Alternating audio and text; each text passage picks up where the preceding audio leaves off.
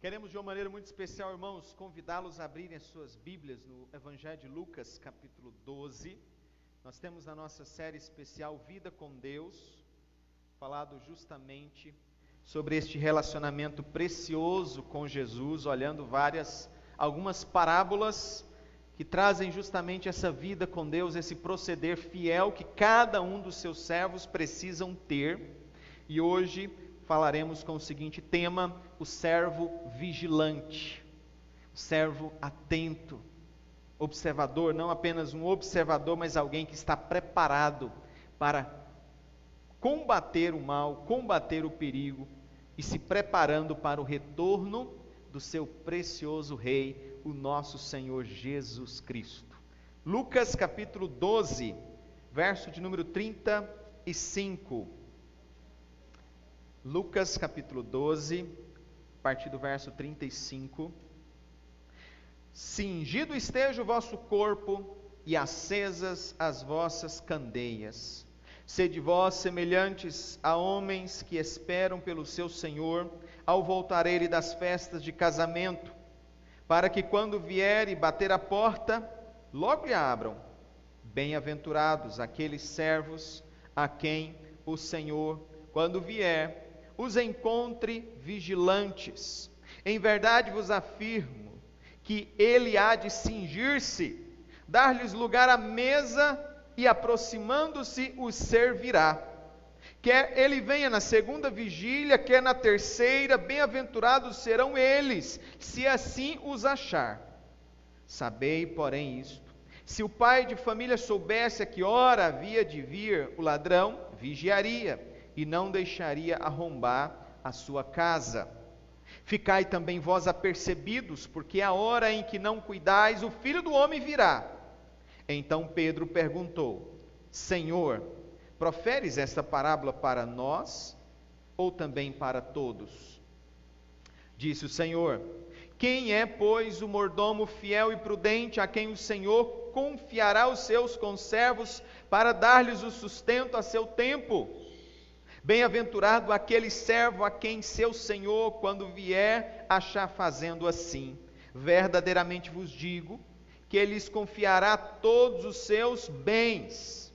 Mas se aquele servo disser consigo mesmo: meu Senhor tarda em vir, e passar a espancar os criados e as criadas, e a comer e a beber e a embriagar-se, virá o Senhor daquele servo em dia em que não o espera, hora que não sabe, e castigá-lo-á, lançando-lhe a sorte com os infiéis. Aquele servo, porém, que conheceu a vontade de seu Senhor, e não se aprontou, nem fez segundo a sua vontade, será punido com muitos açoites. Aquele, porém, que não soube a vontade do seu Senhor, e fez coisas dignas de reprovação, levará poucos açoites. Mas aquele a quem muito foi dado, muito lhe será exigido. E aquele a quem muito se confia, muito mais lhe pedirão. Aleluia. Amados irmãos, o trabalho é algo que dignifica o ser humano. Toda pessoa que tem ali o seu trabalho cerceado, sofre o impacto desta situação. Muitos nessa pandemia tiveram que sair do trabalho, tiveram que parar o seu trabalho. Muitos foram forçados a parar o seu trabalho, e muitas pessoas adoeceram por causa disso. Não simplesmente por causa do sustento, mas por causa do ato de produzir, de estar realizando uma atividade, de não ficar no ócio, na incerteza do que vai fazer amanhã, mas porque ele tem algo para fazer. E a Bíblia mostra o trabalho como sendo bênção de Deus. Antes do pecado, Deus já colocou o trabalho para o ser humano fazer e realizar. E muito provavelmente no céu nós teremos um magnífico trabalho. Um trabalho especial, eu diria até um intenso ato de servir a Deus, como um trabalho digno de qualquer pessoa. Na Bíblia também encontramos sérias advertências contra a preguiça. Provérbios fala muito sobre isso. Vai ter com a formiga, ó preguiçoso, mostrando o trabalho como algo extremamente essencial na vida das pessoas. E esta parábola de Jesus Cristo parte justamente desta situação, do trabalho cotidiano, de um homem, de um servo, que cuidava das coisas do seu Senhor, que tinha um trabalho importante a zelar, e que nesse trabalho a vigilância era fundamental para executar um trabalho eficiente. E qual era esse trabalho aqui? A da mordomia, de servir o seu Senhor. Então Jesus fala deste homem que sai para uma festa, para um compromisso noturno, e diz: olha, bem-aventurado aqueles que, quando o seu Senhor voltar, encontre o servo ali atento, preparado para abrir a porta. Você pense, mas abrir a porta, o próprio proprietário poderia abrir a porta. Mas o que Jesus destaca ali é aquele servo que está preparado para servir o seu Senhor em tudo, até nas mínimas coisas, até mesmo em abrir uma porta para que alguém entre. E nesse caso, para que o seu Senhor possa entrar. Então trata-se de uma figura muito especial que acontecia naquela época e que Jesus está nos ensinando grandes verdades aqui. E toda esta parábola, nós vamos relacioná-la com outras parábolas. Interessante isso. Parece que Lucas faz uma espécie de uma mesclagem. Ao falar desta parábola, somente ele conta ela, os outros apóstolos não contam. Mas falando a respeito dela, no versículo de número 35, nós vamos ver, 35, 36, que é uma relação aqui já com a parábola das 10 virgens, que cada uma tinha as suas candeias, as suas lamparinas ali, para esperar o noivo. Ele diz: cingido esteja o vosso corpo, e acesas as vossas candeias. Uma referência à parábola das 10 virgens. O versículo 39, por exemplo, ele vai falar: sabei, porém, isto, se o pai de família soubesse a que hora havia de vir o ladrão, vigiaria, e não deixaria a sua casa ser arrombada. Jesus proferiu em Mateus 24, verso 43 e 44, faz parte do cerne da parábola da figueira, sobre estar atento, vigilante ao que está acontecendo. E os versos 42 e 44, quando ele pergunta: quem é, pois, o mordomo fiel e prudente, a quem o Senhor confiará os seus conservos para dar-lhe o sustento a seu tempo? Bem-aventurado aquele servo a quem o Senhor, quando vier, achar fazendo assim. Verdadeiramente vos digo que lhe confiará todos os seus bens. E aqui é o princípio da parábola dos talentos de Mateus 25. Mateus 25. Daquele que recebeu os bens do seu Senhor e trabalhou esses bens. Quando o seu Senhor volta, aquele Senhor então confia a ele todos os seus bens, como uma forma de premiá-lo pelo seu trabalho excelente, de excelência em tudo aquilo que ele havia feito. Interessante que esta parábola tem um sentido muito fácil, irmãos. Eu creio que quando nós lemos aqui, todos entenderam esta mensagem de estarmos vigilantes, de vivermos preparados para a vinda do Senhor, e sendo essa a vida com Deus. Mas, lá em Lucas capítulo 8, versículo 10, quando Jesus explica por que ele fala por parábolas, ele diz algo interessante, capítulo 8, versículo 10, ele vai dizer que a vós outros é dado conhecer os mistérios do reino de Deus, aos demais fala-se por parábolas, para que vendo não vejam, e ouvindo não entendam. E nós nos perguntamos: mas como assim, pastor? Parece que é tão fácil. Ele conta a parábola de coisas cotidianas do dia a dia, e depois ele diz: não, é para que eles realmente possam ouvir e não entender, ver e não conseguir compreender aquela situação. Em Mateus capítulo 13, versículo 15, quando Jesus vai explicar a parábola do semeador, ele nos dá uma razão disso tudo. Ele diz: porque o coração deste povo está endurecido, de mau grado ouviram com os ouvidos, e eles fecharam os olhos. A parábola é como se fosse uma imagem clara na mente deles, diante deles, mas por causa do coração duro deles, mesmo aquela imagem clara, evidente, eles não conseguem ver. Mesmo aquela história contada com todos os detalhes, de maneira tão simples e fácil, eles ouvem, mas não conseguem entender, por causa do coração empedernido, por causa do coração duro. É como se uma venda tivesse diante dos seus olhos e uma mão tampando os seus ouvidos. Mesmo vendo algo tão simples de entender, eles não conseguem entender. Por isso Jesus sempre termina: quem tem ouvidos para ouvir, ouça. Quem tem ouvidos para ouvir, ouça. Lá no livro de Apocalipse. Esses ouvidos aqui, ouvidos espirituais, o entendimento espiritual, para compreender aqui que o todo servo do Senhor precisa estar vigilante. Esse é o tema que nós queremos abordar nesta noite, mesmo de maneira rápida, mas que possa ser incisivo para que nós tenhamos uma vida reta e santa na presença de Deus, daquilo que Ele deseja e quer de cada um de nós como seus servos. E eu posso destacar aqui também pelo menos 4 tipos de servos ou pessoas, 4 tipos de serviços aqui, de pessoas, e o que acontece com cada uma delas na volta de Jesus.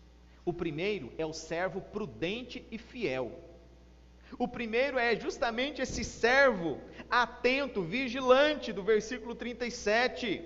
É este que está cheio do Espírito de Deus, ativo no trabalho do Senhor, e que será colocado à mesa do Senhor, e o Senhor irá servi-lo. Veja que imagem maravilhosa é tratada aqui no versículo 37. O segundo é o falso servo, no versículo 45 e 46. Um servo que, mesmo sabendo a vontade do Senhor, resolveu desobedecer, dizendo: meu Senhor tarda em vir. E aí ele passa a matar, prejudicar, maltratar os outros servos, a comer e a beber, a esbanjar todo o seu desejo carnal. É um servo falso, está na casa, mas não serve ao seu Senhor, está ali como um impostor. Esse receberá a punição. O terceiro servo seria o servo imprudente, no versículo 47. O quarto servo, o servo incauto. O que é esse servo imprudente? Versículo 47. É aquele que conhecia a vontade de Deus, que conheceu a vontade do seu Senhor, que leu o manual, que participou das reuniões, que ouviu aquilo que ele deveria fazer, porém ele não fez. De alguma maneira ele não fez, ele desobedeceu. E o que acontece com este? Será punido muitas vezes, ele terá uma punição maior, porque ele sabia. Mas e no caso daquele que não ficou sabendo? Alguém que não conheceu a vontade do seu Senhor. O servo incauto, o quarto e último tipo de servo. Aquele que não conheceu a vontade do seu Senhor, ele diz aqui no versículo 48, aquele porém que não soube a vontade de seu Senhor, e mesmo assim fez coisas dignas de reprovação, ele foi reprovado, será chicoteado poucas vezes. Poucas vezes. Meus amados irmãos, nós temos aqui uma ideia da punição no inferno. Aquilo que muitos chamam de desometria, que seria a pena. Como seria o castigo para alguém que rouba uma galinha? Deveria ser a mesma para um corrupto que rouba milhões, prejudicando e matando pessoas? Isso é a desometria. É não fazer com que aquela pessoa que cometeu um crime leve venha pagar 10 vezes mais do que alguém que fez um crime pesado, bruto. Seria uma injustiça, algo assim. Então esses versos 47 e 48 demonstram a justiça da parte de Deus, até mesmo na aplicação da punição daqueles que vão estar no inferno. Ele está falando aqui daqueles que foram realmente reprovados. Pastor, mas a linguagem aqui é de alguém que estava servindo e que não serviu bem.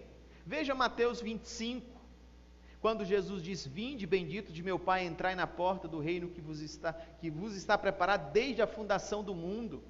Mas dirá para outros: afastai-vos de mim, malditos, porque eu tive fome e vocês não me deram de comer, eu tive sede e vocês não me deram água para beber, eu estava nu e vocês não me vestiram, eu estava preso e vocês não foram me visitar.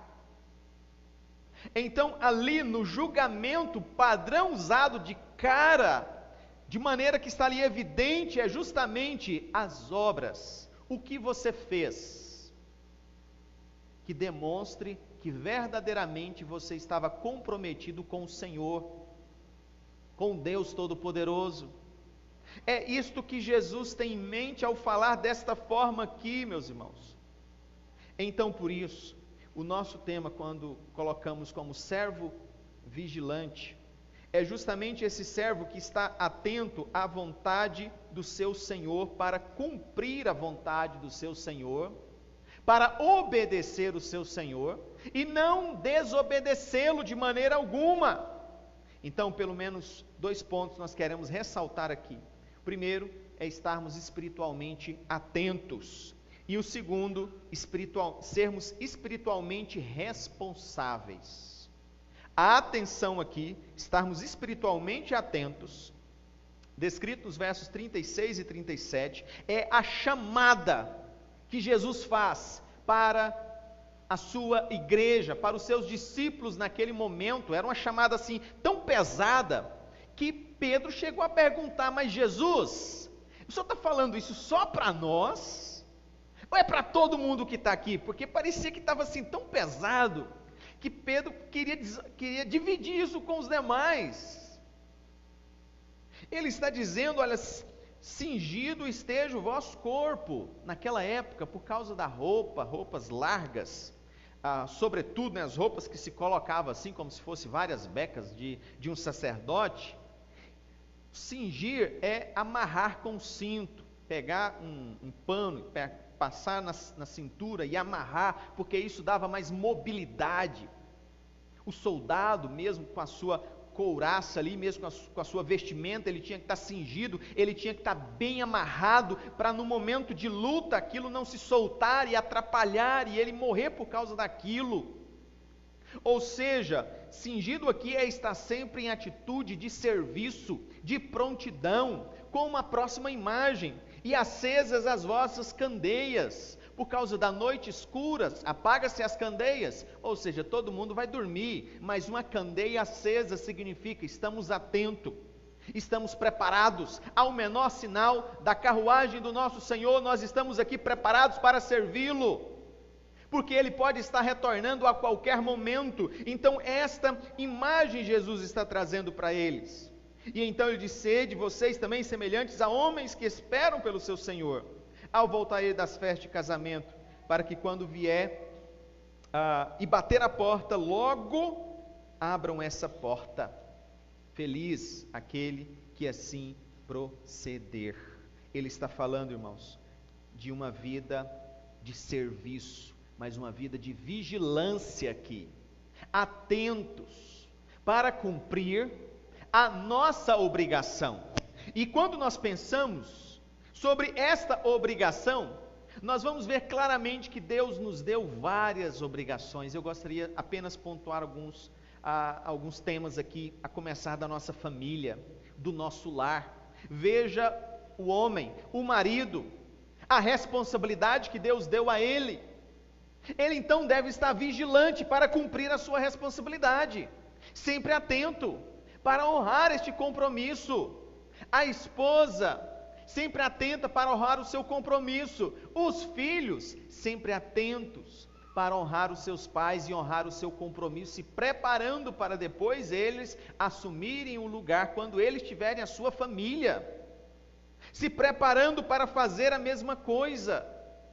Mas se for relapso, mas se deixar simplesmente fazer aquilo que, não fazer aquela que é a sua obrigação, certamente aquela família irá muito mal.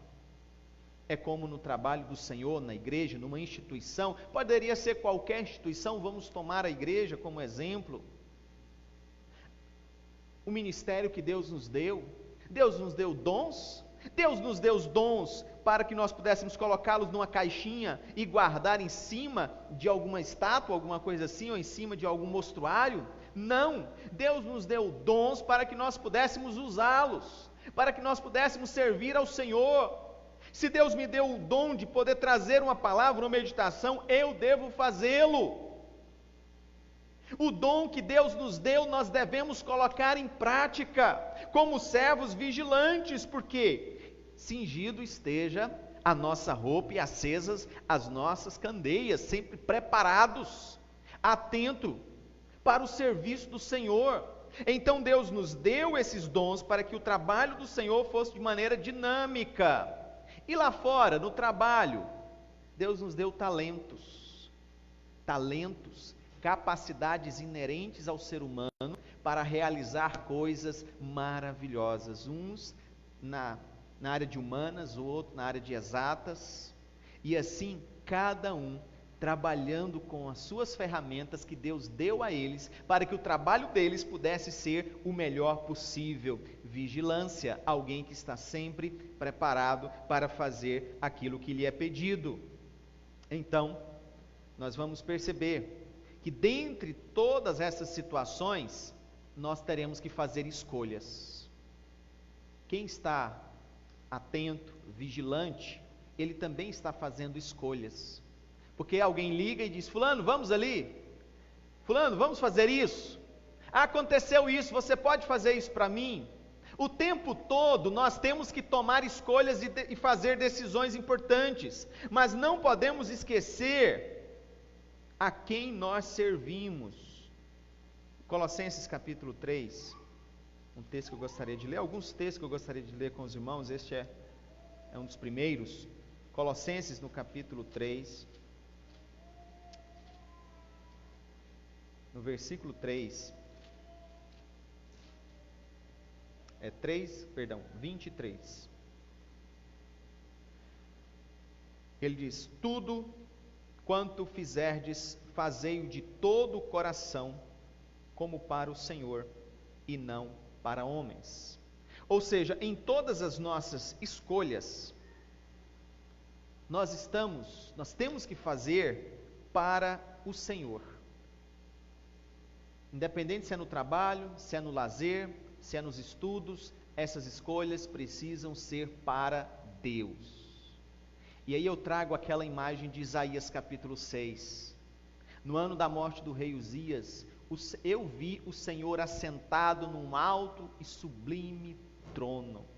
E ele vai descrever aquela imagem maravilhosa do trono de Deus, uma visão do profeta Isaías, vendo a glória de Deus. E aquele altar, e os anjos, as asas, cada um tinha duas asas, com duas voava, com duas fazia isso, fazia aquilo outro. Anjos, querubins estavam ali, e todos eles diziam: santo, santo, santo é o Senhor dos exércitos, toda a terra está cheia da sua glória. Amados, quando nós vamos fazer essas escolhas, nós precisamos prestar atenção nisso. Nós estamos fazendo para Deus, o Senhor, Criador dos céus e da terra, o Deus Todo-Poderoso. É a Ele que nós servimos, não é aos seres humanos da terra, mas é a Deus que nós servimos, quando servimos os nossos semelhantes. Sim, com esta visão vamos entender a glória, a majestade daquilo que nós fazemos. Deus vê cada ato de bondade, de justiça que nós estamos realizando hoje na nossa vida. Mas eu vejo, irmãos, até mesmo nessa pandemia, um grande risco. O risco dessa presente geração abandonar a Deus. E isso já era descrito. Paulo falou em 1 Timóteo capítulo 4, um pouquinho mais à frente de Colossenses, versículo 1, ele diz: ora, o Espírito afirma expressamente que nos últimos tempos alguns apostatarão da fé, por obedecerem a espíritos enganadores e a ensinos de demônios, pela hipocrisia dos que falam mentiras e que têm cauterizado a própria consciência. Ele está alertando para um perigo real nesses tempos, e tempos de pandemia.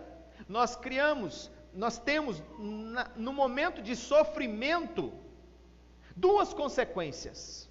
Quando sofremos, duas consequências acontecem: ou nós buscamos a Deus, ou nós nos afastamos de Deus. Ou nós amamos mais a Deus, ou nós culpamos a Deus pelo nosso sofrimento. E agora, eu pergunto, como será esse pós-pandemia? E se essa pandemia demorar, sei lá, 6 meses, mais um ano pela frente? Como serviremos? Como pregaremos a palavra? Como educaremos as nossas crianças? Como serviremos com os nossos dons? Muitos colocaram a sua vida espiritual em stand-by, ou seja, suspenso. Suspenderam em março e só vão retornar quando a pandemia acabar. Até lá, não se ora, não se busca, não se clama, não se trabalha, não se jejua, não se usa os seus talentos, não se vive a realidade cristã, está aguardando, como se estivesse com a vida espiritual congelada. E eu temo que essas pessoas sejam engolidas por Satanás, porque se trata de uma brecha que muitos abrem, e ao abrirem uma brecha, o inimigo entra, e quando ele entra, ele causa um transtorno muito grande. Quando nós falamos das ideologias, né, pela hipocrisia dos que falam mentiras e que têm cauterizado a própria consciência. Nós vemos no Brasil mesmo uma pregação clara, evidente, patente do comunismo, sob a régis do socialismo. Não, nós precisamos ajudar todo mundo, precisamos dividir as coisas, todo mundo aqui tem que se ajudar e temos que dividir os bens. Mas quem está falando isso é aquele que quer ter poder absoluto sobre os seus liderados, para poder governá-los, como já acontece em alguns países como a Venezuela, e agora parece a própria Argentina. Esse comunismo é uma ideologia anticristã, porque na sua própria essência, eles querem destruir a família, porque a família é um impedimento para a conclusão dos seus projetos.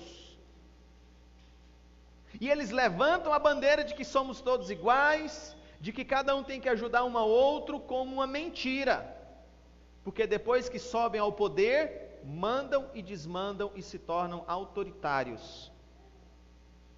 Tomam conta das empresas e aquilo que é seu deixa de ser seu e passa a ser deles, como acontece na China. Os donos, as pessoas não têm empresas, não têm herança. Morreu, passa por filho? De maneira nenhuma, é para o Estado, vai tudo para o governo, é tudo do governo, com a ideia de que é de todos uma pinóia, é apenas de quem está no governo, apenas de quem está no governo. Infelizmente muitos acreditam nisso, e tem muitos cristãos acreditando nisso, e entrando por esta veia tortuosa e terrível, que produz lá no futuro injustiça social ao extremo, pobreza, desabastecimento, miséria, como nós vemos na Venezuela, milhares e milhares de pessoas saindo de lá, fugindo para poder viver, para poder fazer um tratamento, porque falta de tudo, inclusive remédios. inclusive remédios. Deus tenha misericórdia, irmãos, para que não sejamos enganados por estas vãs sutilezas. E por último, sermos espiritualmente responsáveis.